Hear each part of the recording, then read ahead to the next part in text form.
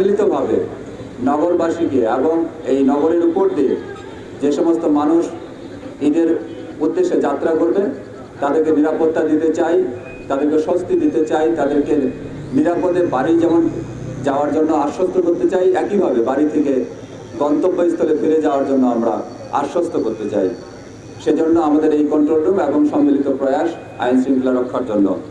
এখানে যদি কোনো সংবাদ এরকম আসে আমরা রেসপন্স করব খুব দ্রুততম সময়ের মধ্যে, সে কারণে এই কন্ট্রোল রুম। মাঝে মাঝে লক্ষ্য করা যায় যে আমাদের থার্ড জেন্ডার হিজড়াদের বিষয়ে কিছু কথা আসে, যারা জোর করে মানুষের কাছ থেকে টাকা নিতে যায়। আমরা জানি যে এই থার্ড জেন্ডার বা হিজড়া তারা আমাদের সমাজের মানুষ, তাদের প্রতি আমরা মানবিক। যারা স্বেচ্ছায় বা নিজে ইচ্ছা করে কিছু দিতে চায় তাদের ক্ষেত্রে কোনো আপত্তি নাই বা তাদের ক্ষেত্রে নিতে পারেন, কিন্তু জোর করে যদি কোথাও টাকা আদায় করতে যান সেটা আমরা চাঁদাবাজি হিসেবে নেব, সেটাকে আমরা প্রশ্রয় দেব না।